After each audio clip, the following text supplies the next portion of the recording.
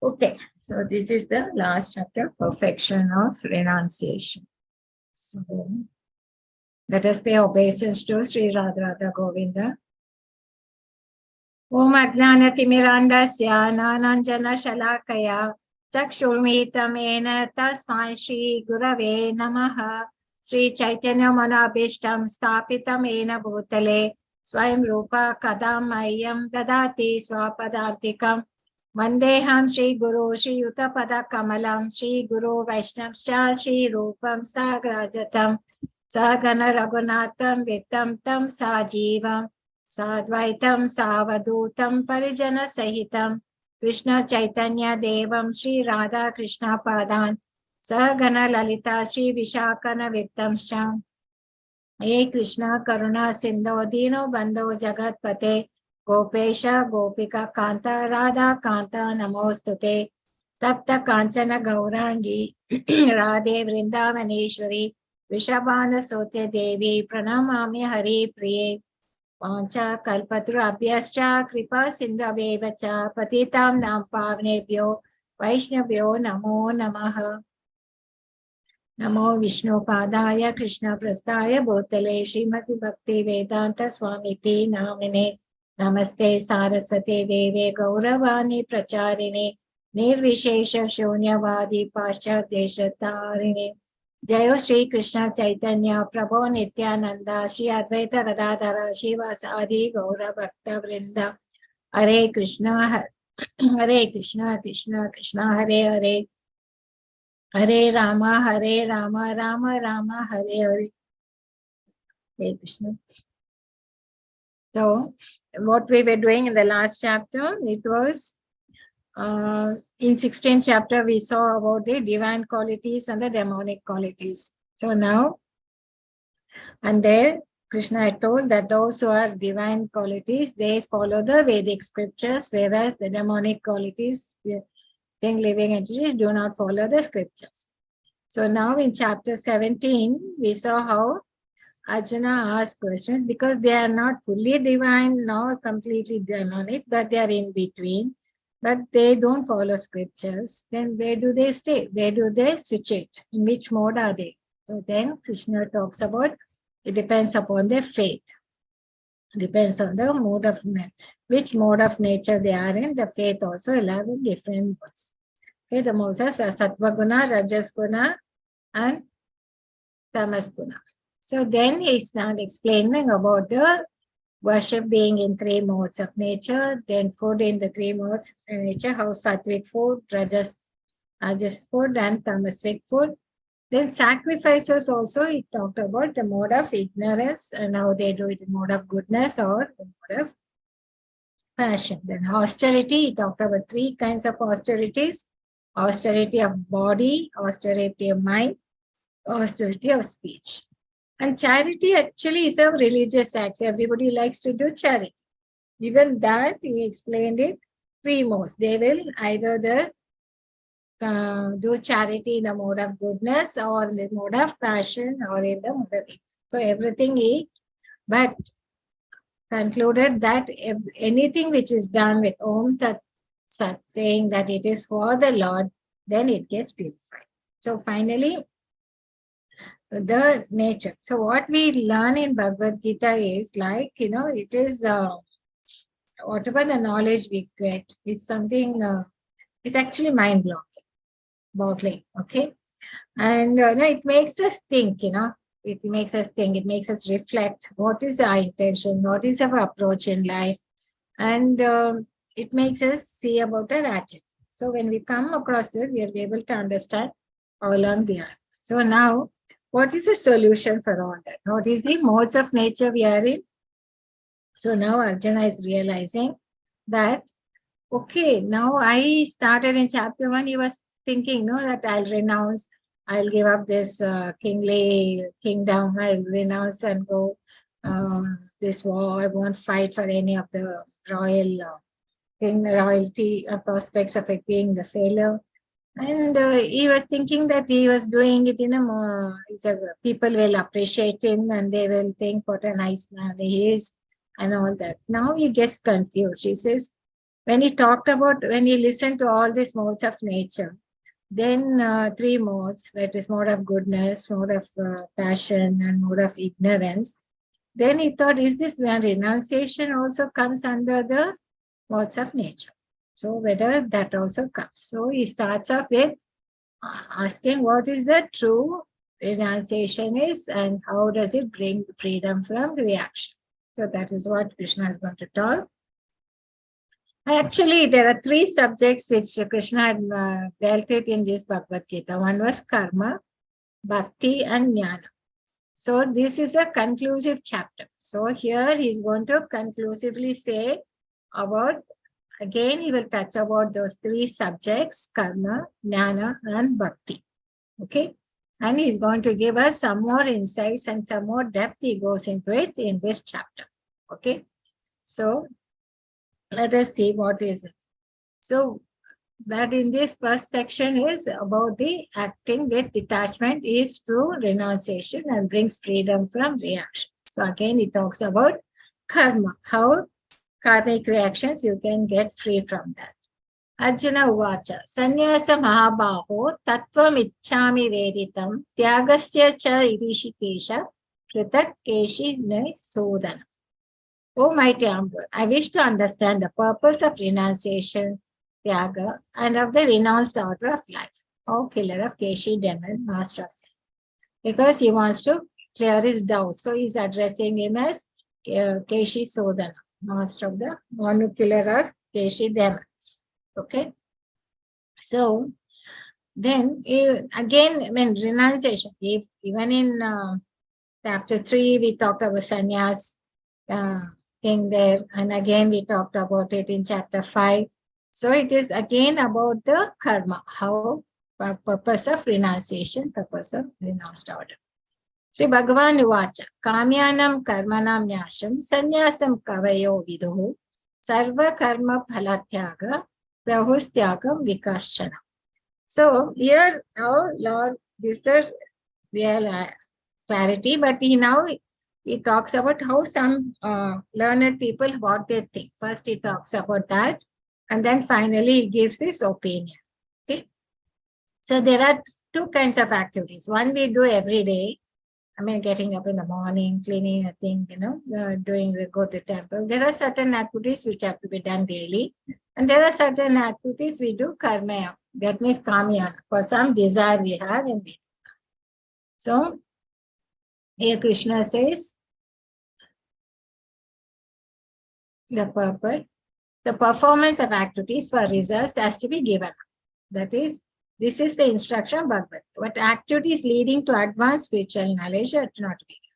So to giving up activities that are based on material desire is, okay.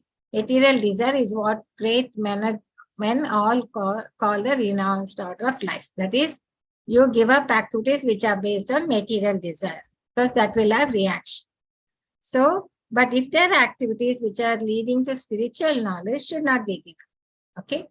So there are many prescriptions of methods for performing sacrifice for some particular purpose. There are certain sacrifice to perform to attain a good son or to attain elevation higher plus. But sacrifices prompted by desire should be stopped. So any activities that are based on material desire is what is called to be given up. But if it is for purification of one's heart, for advancement in spiritual things, should not be given. So the activities which any activity which is helping us in the spiritual life should not be given up. So only the results, that is to be given. Tyaga. But some people, some learners declare that all activities, fruitive activities should be given up. But there are like Mayavadis. They don't want to do it. They think everything is Maya. So they want to give up all free activities. But there are some sages say that acts of sacrifice, charity, and penance should never be abandoned. So you see that learned people know when they get too confused and they give their own opinion. They have their own things. So Krishna finally, then what do we do? Then Krishna says, Yajna dana tapa karma na tyajam karyam evatat yajno danam tapaschaiva pavanani manishina. Acts of sacrifice, charity and penance are not to be given up. It should be performed. So there are certain things where he is very clear that it has to be performed. So sacrifice, charity and penance, we saw, they have to be performed. Why? Because it purifies even great souls do this. So you should do that. That means you should do that, sacrifice, charity and penance. They should not be given up. So the yogis perform acts for advancement of human society. There are many purificatory processes for advancing a human life in spiritual life. Marriage, an example, is considered to be one of those sacrifices. It's called Vivaha Yajna. Should a sannyasi who is renounced after life was given up his family relations, encouraged to think, Lord says here that any sacrifice which is meant for human welfare should never be given up. Marriage is meant to regulate the human mind so that it may become peaceful for spiritual. See, everything has a purpose. Okay? So, should be encouraged even by persons in the renounced of life. Sannyasi should never associate with women, but does not mean that one who is in the lower stages of life, a man should not accept a wife in marriage. So, all prescribed sacrifices are meant for achieving the supreme Lord. So, in the lower stages should not be given up. So when you're still advanced, you're not at advanced, you're social in the lower stage. That means these sacrifice yajnas, we should not be given up. Charity and penance, they should be carried out because it is for purification. If charity is given to suitable purpose, is given in leads to oneself. So this is what clearly it says. It should be performed and it should not be given up. Okay. So, and there are certain things. And then, but when you perform these activities, it should be done without any expectation of results. They should be performed as a matter of. That means it tells us to be in the mode of goodness. Whatever we do, we should do it from the mode of goodness. We should do it as a matter of duty and not and we should not expect any result. I mean, we should give up the results. Okay. So, these are very clear from the law. That is my final opinion. So finally it concludes. He says, all these have to be done without any expecting any results. We should perform it without any expectation. That otherwise what happens when you start expecting the results, then you start owning it. You think I am the doer. So I need to enjoy the results. So then you get caught into the reactions of your fruitive activities. So if you want to be free from that, then you just do it as a matter of duty. So here very clearly Krishna says that is what is the renounced order.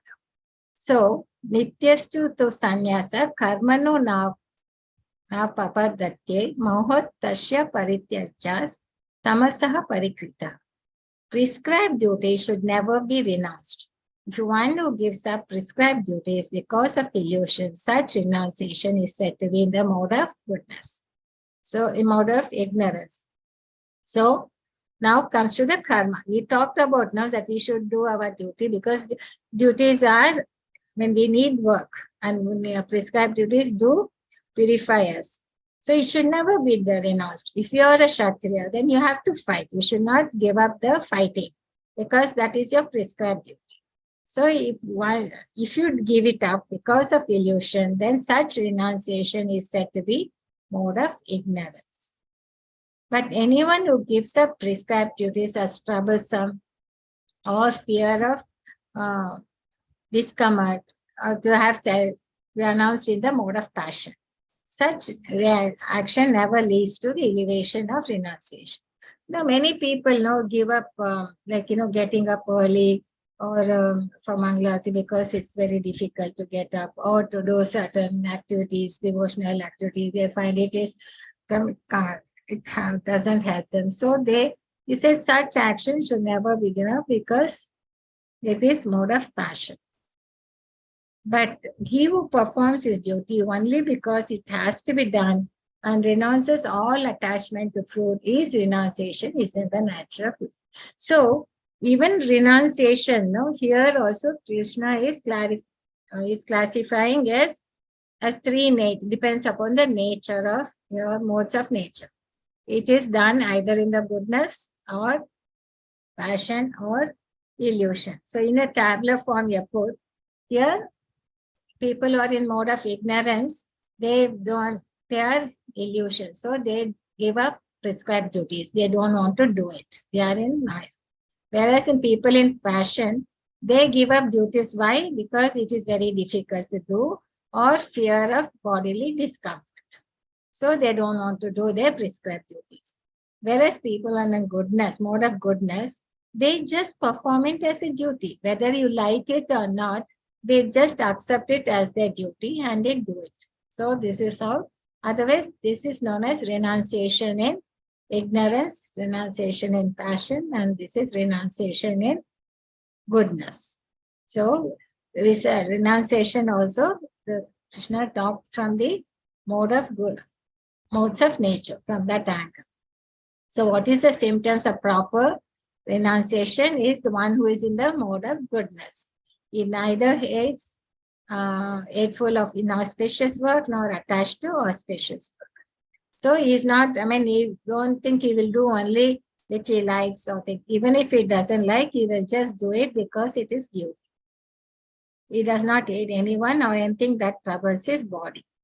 He works in the proper place at the proper time without fearing the troublesome effects. So what happens? He has no doubts about this work. This is the intelligent renouncer because he is in the proper renunciation. So Krishna finally tells what you mean by renunciation. Okay. Intelligent as a restrained morals neither hates inauspicious work nor attached to auspicious. There's no doubt about work, right? But people who are in passion and think, they're always either thinking of is Indian power to give up all activities. But he who renounces the fruits of action is called one who has truly renounced. So it's not that easy to give up work. Like can never give up work at any time. Therefore, he works for Krishna and does not enjoy the results, offers everything to Krishna is actually a renouncer. So there are many members, Prabhupada writes, there are many members in the ISKCON who work very hard in their office or in the factory or some other place, but whatever they earn, they give to the society. Such highly related souls are called sannyasis. And they are situated in Sujata because they are renouncing the fruits and not the activity. Okay, that's what is clearly mentioned here. And then, but one who is not renounced, what happens? There have fruits of actions. One is desirable fruits, or it could be undesirable fruits, or it could be mixed. Like desirable means he'll go to heavenly planets, happiness, or he'll have hellish suffering. Or it could be mixed. So he'll be always in this cycle of birth and death. No, he'll either going up and then going down like that. But those who are in the renounced order of life have no such result to suffer or enjoy. Because what happens? He is all the time giving up his results to the Lord. So that is what is very clear. So conclusively talks about karma, how it should be done in the mode of goodness. Okay. Then comes to the conclusion of Sankhya and Vedanta actions directed by. Now you talked about the renounced and giving up the results. But any activity we do, now he's going to give a different perspective on that. Any action, any activities, it says that Krishna is telling here 5 factors are there which helps us to perform any activity without becoming bound. Most prominent of these factors is the supersoul. Acting under supersoul direction, one is unaffected by reactions to his actions.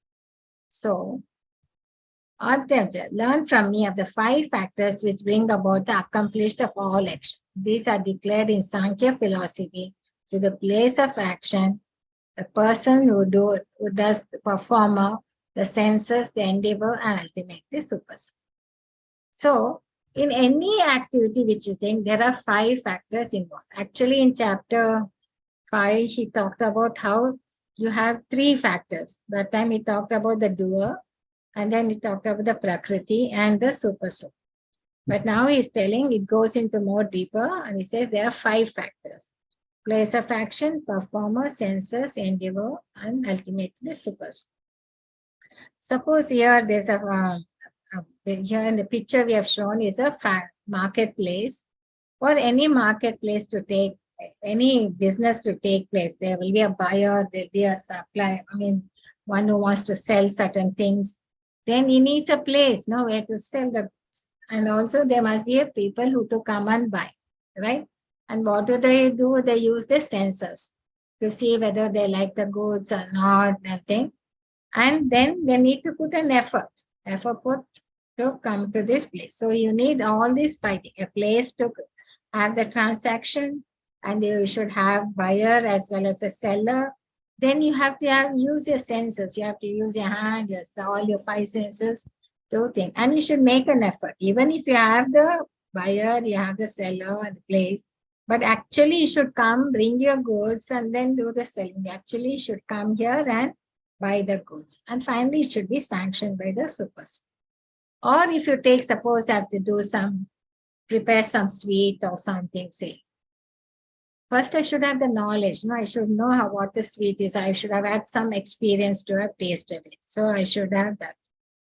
Plus, I should know for whom I'm doing it, or what's the quantity to be prepared. So I need some knowledge. I need some objective. What is the thing? Then after that, I need a utensils. I need a place to prepare it. I need the utensils, and you need the ingredients to prepare the sweet, right? But if you have the ingredients, you might have the know-how, you have the thing, but actually you should work, isn't it? Endeavor has to be done to make the sweet. So there are like the 5 factors, ultimately Super Soul.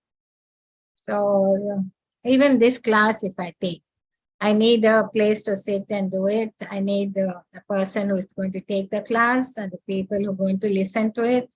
Plus, there are so many other places, like we have who are behind the scenes, make the co-host, who are actually managing the website, and so many other facilities they are making, the Zoom, the internet, and all that I need. Plus, actually, you have to sit and also the subject matter we are giving. It's also given by some of our acharyas, right? So there are so many things, so many factors. So if I think I only did everything, then it is foolish. So we have to come out of this doership. Once you understand there are so many factors involved, then what happens? You come out of that doership mentality. You do the action, but you do it without the doership mentality. Then you will come out of the ownership. So this way what happens? You can come out of be free from the reactions of any activity. All you do is you are only initiating.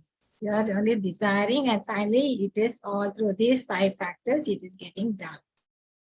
Okay. Even a factory, if you want to put up, you need a place, and you need the people, and you need the funds, and actually the brain and everything to plan it out and actually do it. And of course the Super Soul.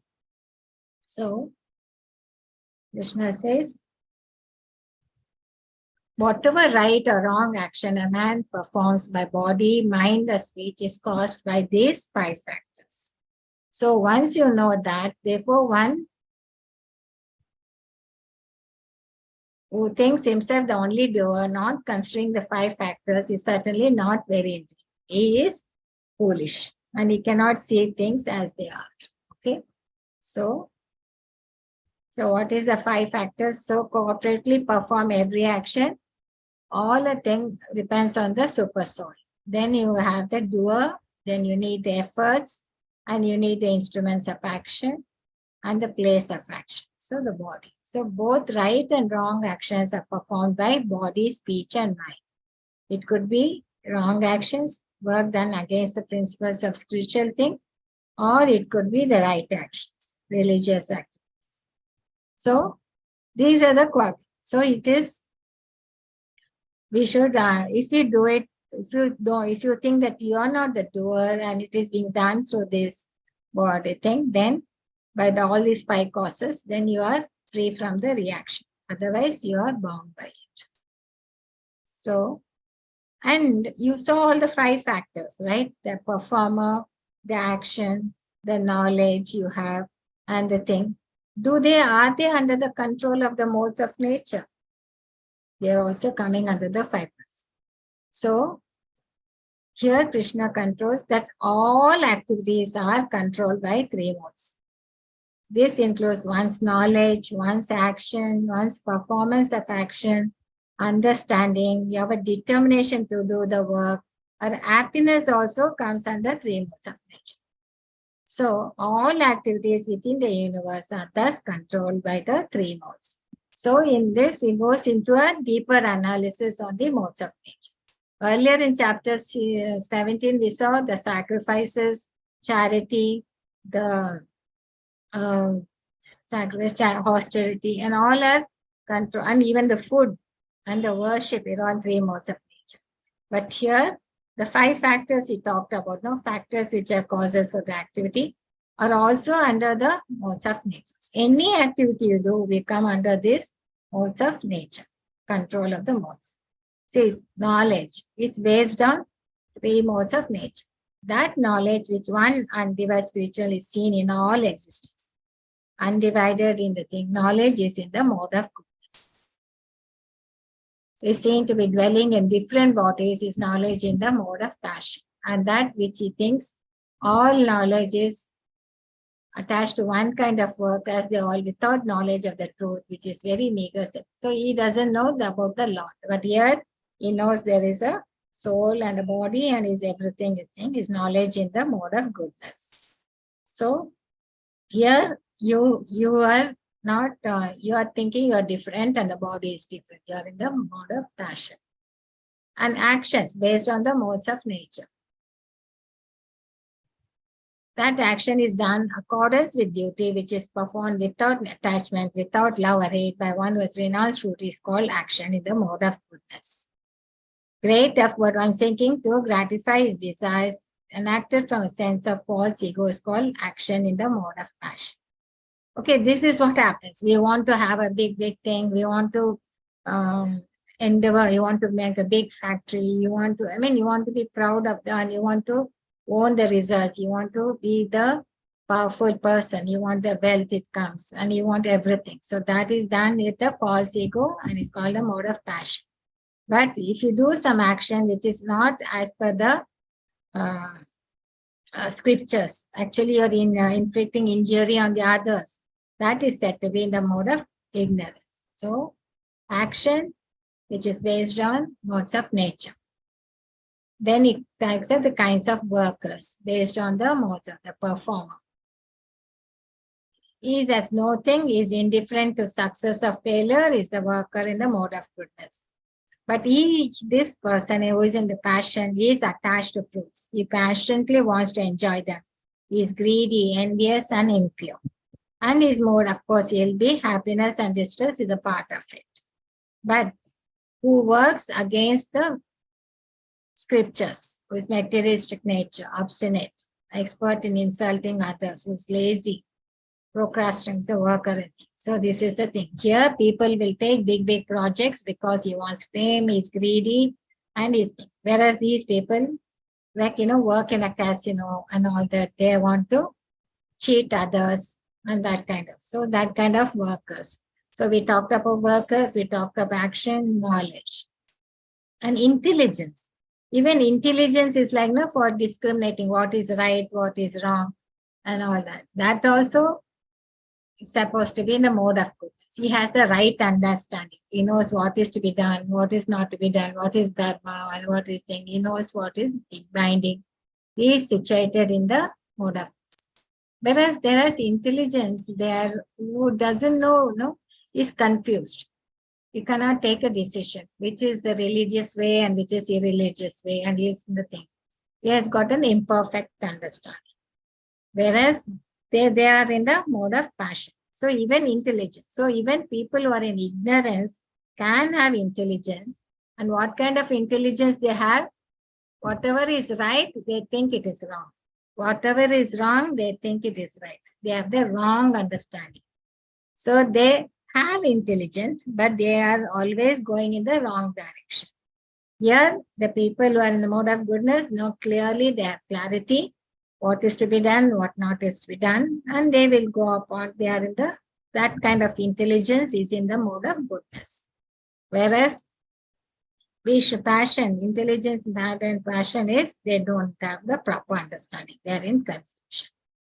Then comes determination. So we saw action, determination, intelligence. Even that, determination in the mode of goodness, they practice. They are steadfast. They continuously control their mind, life, and actions. So they are very much determined. Dhira. Here, the foster fruitive results in religion, economic development is of the nature, because he wants to hold on to the fruitive results. Whereas the people in lamentation, they're always dreaming. What? They cannot go beyond dreaming, fearfulness, lamentations, and illusion. Even that, some people get into that mode, thinking they cannot do it. They are so much in that depressed mode. They will think that nothing will work. And they are determined determined to be sad, determined to be unhappy, determined to be lament. They will be determined to all the time be morosive. So you can't do anything to them. Their determination is like that. They are fixed in that. They are in the lamentation mode. So such determination is known as mode of darkness. Now comes to happiness. You might think, why even happiness can be in 3 levels? Of course they are. This is something now we see many people around us now, they are not doing Bhagavad Gita, they're not reading this, but they're in a lot of other sense gratification activities, but they're happy. Then you think, what is, they are also happy, and here Bhagavad Gita says here, if you want to be happy, you should take the spiritual devotional work and all that. So there, that means even in happiness, there are 3 levels. The happiness in the mode of goodness. It may be like poison in the beginning, but end it is just nectar, and which awakens one to self-realization. It's said to be in the mode of goodness. That is like, people might start when you take this Krishna consciousness practices, it's difficult to follow the regulative principles and all that. But slowly, when you start becoming, then you be more at peace and more in advance in things. So that, and slowly you'll go towards work towards self-realization. But that happiness which is derived from contact of the senses with their objects and which appears like nectar at first, that poison is said to be. This is something like, say, supposing they take to smoking. Initially, you might like it. Slowly, what happens? You become addicted to it, and it will affect your health, and it finally becomes a poison. So in any of your contact with the senses, whether it is drinking or smoking or anything which intoxication, it starts to be nice in the beginning, but in fact, this is what they found with the happiness with the hippies and all. When they met Prabhupada, they could see he was happy. He was so happy, blissful inside him. He didn't need anything else. Where these people were thinking that if they take to drugs and things, they'll find nirvana, they'll find something, and they were always into it. But they found a person who was happy with him. They found this happiness he was quite happy with it. He didn't have much. He had just a room, and he was bare necessities, but he was very sad. So there are different, and these people needed stimulants to become happy. But the person, it was without anything, he was happy. So there are different levels of happiness. And that which brings is poison in the beginning and also poison in the end. They are blind to self-realization. Their sleep, laziness, and illusion said to be the nature of ignorance. This is the kind, they are blind to spiritual activity. So that is the 3 kinds of happiness. Also, Krishna explains in the modes of nature. So there's no being existing either here or among the higher planets which is freed from these 3 modes born of material nature. So any activity we do, we're always bound by modes of nature.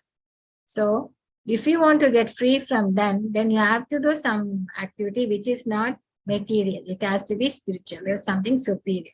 Only then that can free you from the modes of nature. So here Krishna clearly says, even the higher planets and demigods are also under the influence of modes of nature. They might be a lesser thing, but they're also under the influence. So anything which is in this world is not free from that. So shall we stop?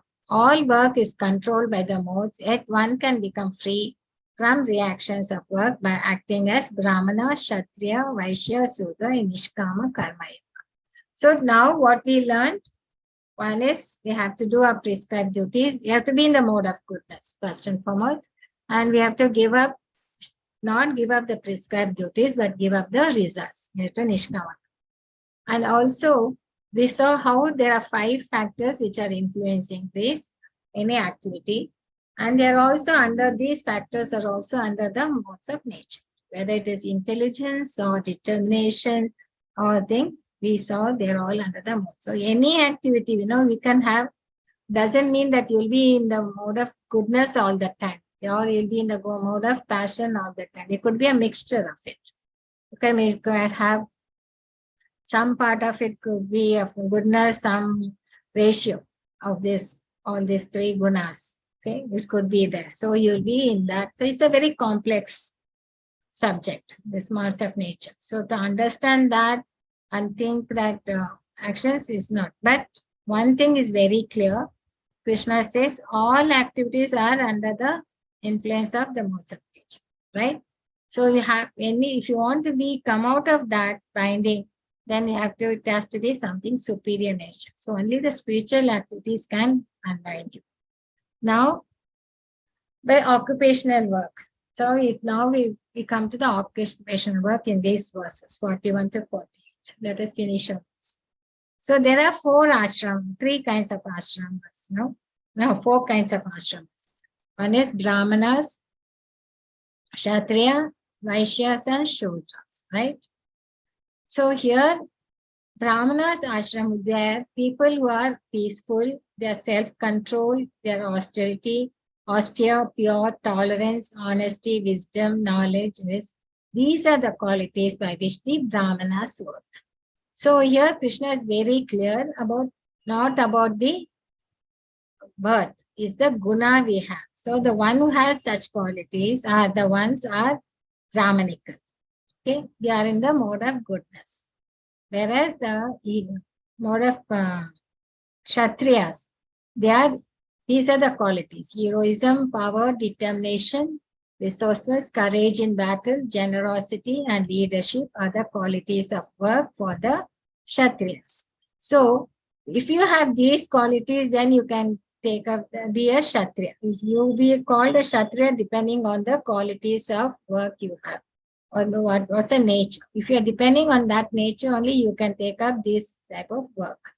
Whereas farming, cattle raising, and business are the qualities of work for the Vaishyas, and the Shudras, there is labor and service to the others.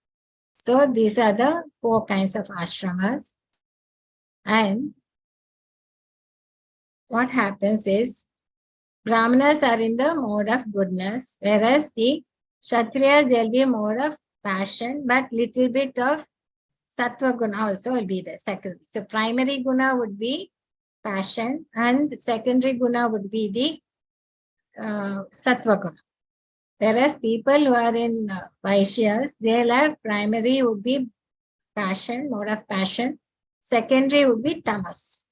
Whereas people who are in Shudras would be primary guna would be tamas guna, and the secondary would be passion.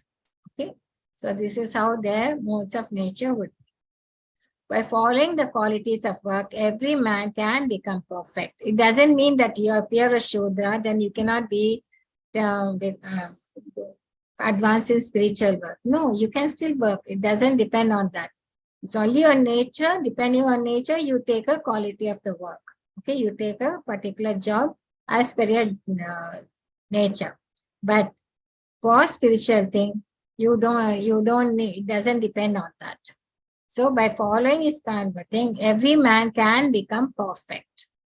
So here Krishna says, by doing your prescribed duty as per your nature, you can become perfect. Whether you're a Shudra, Brahmana, a Kshatriya, or a Vaishya, you can become perfect. How it can be done? He's saying, by worship of the Lord, who is the source of all beings, who is all pervading, man can, in the performance of his own duty, attain perfection. So it is very clear. So you don't have to become thinking, oh, I'm a Shudra, can I become perfect? No. Here Krishna is very clear. He says only by worshipping him, by devotional service, we can, and doing your duty, you can attain perfection. There's no doubt about it. So here he talked about conclusively about karma. Now he's giving us more jnana, how to become perfect, how to come out of this material modes of nature. So here with this, I will close this chapter. It is better to engage in one's own occupation, even though one may perform it imperfectly, to accept rather than accept another's occupation and perform it perfectly. Prescribed duties, according to one's nature, are never affected by sinful reactions. So what happens if you do it as per your nature? You may not do it perfectly. You might be doing it for 20%. Anything doesn't matter. All you have to do is do your duty as per your nature and worship the Lord. So here, this picture was been shown. I don't know if any have heard it before. It's a very nice different entities are here who have come for a competition. And the competition you have here a bird, monkey, a penguin, elephant, fish, seal, and dog. So when they come for the competition, the competition is the first one who climbs the tree wins. So there are different reactions by all of these people. The bird is very happy because he can go climb the tree. Monkey is also clear. Whereas the dog is unhappy. He says, how can he talk about such a thing? I can only go around. I cannot climb the tree.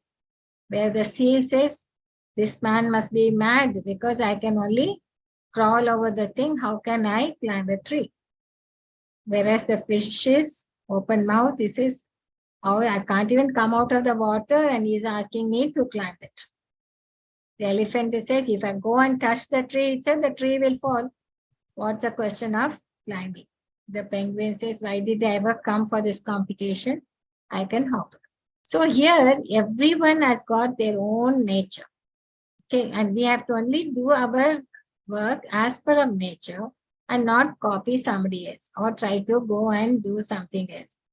So he says that will think, because Krishna wants us to come back. He doesn't tell you to do only Brahminical work and you'll come to me. No. You do what it is your duty, what is your nature, and just come back to me. That's all he wants. So here Krishna is very clear. He says, just do your own occupation and do it perfectly, and you'll never be affected by sin because you're doing it for the Lord. Whatever reaction you have, whatever be your nature, and this nature comes from our past karma, right? Whatever we have been, that mentality we have carried over to the next janma. So we come with our past thing. So do it and do it for the Lord. Then you are free from sinful reactions. So we saw a little bit more on the activity, the karma we have to do and how it is be done, how to come out of the doership and how to think. Okay. Every endeavor is covered by some form, just as fire is covered by smoke. Therefore, one should not give up the work born of his nature, O son of Kunti, even if such work is full of. So, we are in the material, all the conditioned souls. So, any effort we put, it is because of a nature, we'll always live some fault. It's not that we'll be a perfect person and we'll do any activity very perfectly. No. See, when there's a fire, there'll always be some smoke. You cannot have a fire without a smoke, isn't it? So he says, don't give up work born of his nature, even if such work is full of.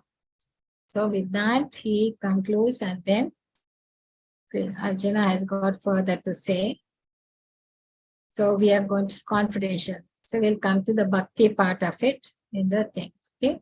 We saw karma. modes control all activities. Then we looked at how to go from Sakama to Nishkama Karma Yoga. Now, in the further verses, we are going to see how to go to liberation and the thing, working in pure devotional service. We'll see that tomorrow. Okay. So let me stop at this section. And there's any